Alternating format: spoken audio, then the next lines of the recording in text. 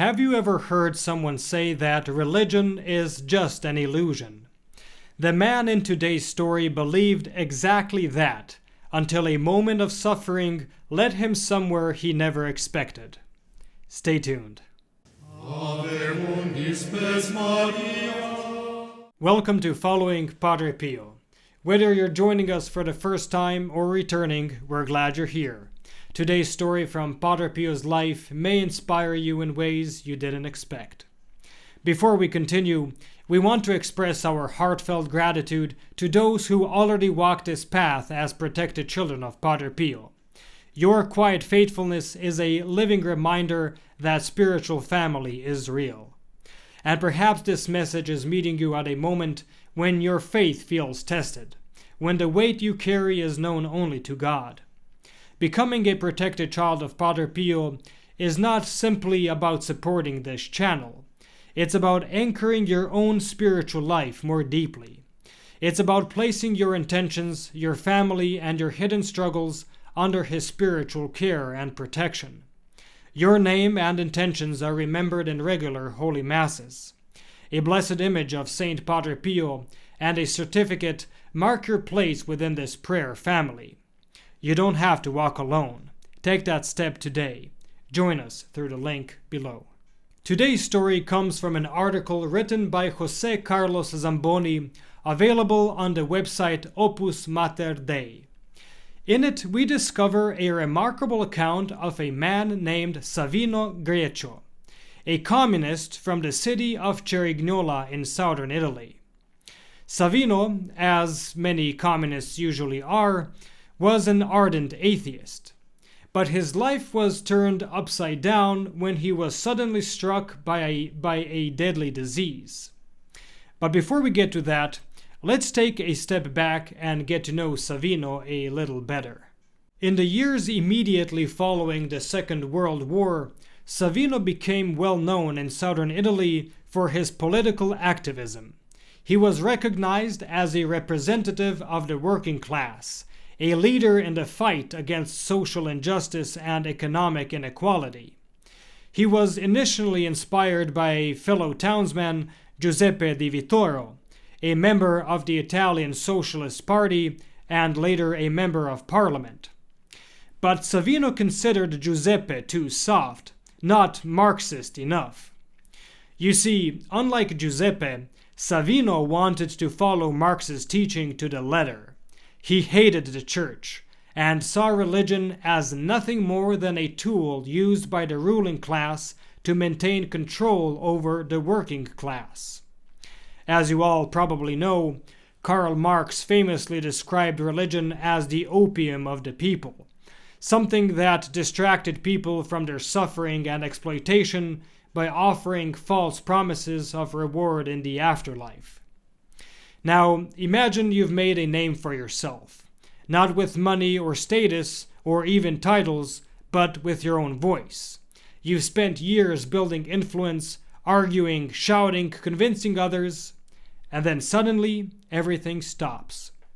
In 1950, at the peak of his political career, Savino fell seriously ill. The doctors discovered that he had a brain tumor. Suddenly, atheism lost all its charm. In his own words, "I was taken to the hospital. I was very afraid of illness and death. It was this fear that awakened in my soul the desire to turn to God, something I had not done since I was a child." Soon after, Savino was transferred for surgery to a hospital in Milan. The doctors explained that the operation would be extremely difficult and the outcome uncertain. As you can imagine, those words did little to calm his fears. But then something unexpected happened. One night, as he lay in his hospital bed, Savino had a dream. In it, he saw Padre Pio standing beside him.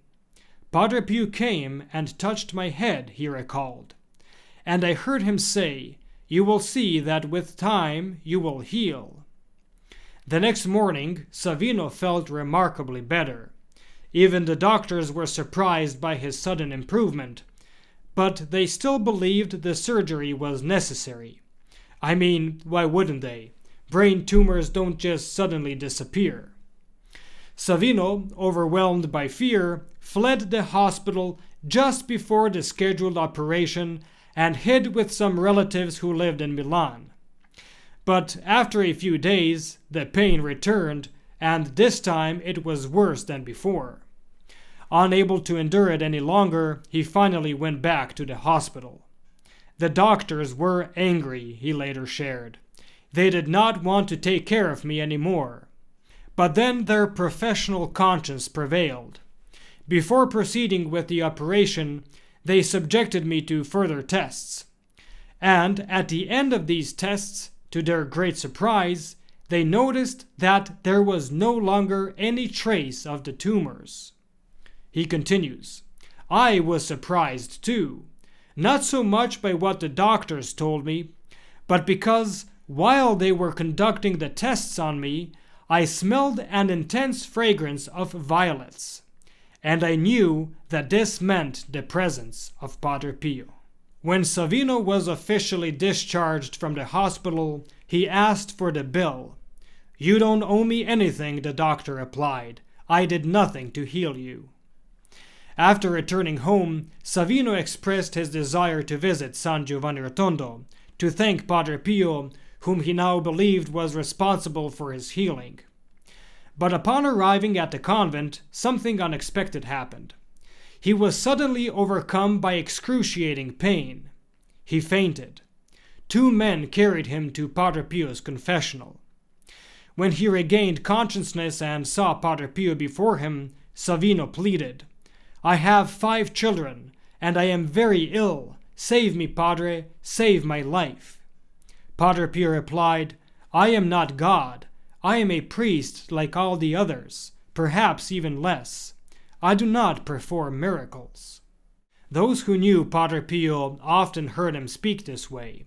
He never claimed miracles for himself. If something extraordinary did happen, it was always God who acted. But Savino, with tears in his eyes, continued begging, Please, Padre, save me. Padre Pio remained silent for a moment, then looked towards heaven. Savino watched his lips move in prayer. And in that silence, he noticed it again, the scent of violets. Go home and pray, Padre Pio said. I will pray for you. You will heal. Savino returned home, and from that moment on, every symptom of his illness disappeared. The man who once mocked religion, the man who believed faith was nothing more than illusion, found himself healed, not only in body, but also in spirit. And with that, our story concludes.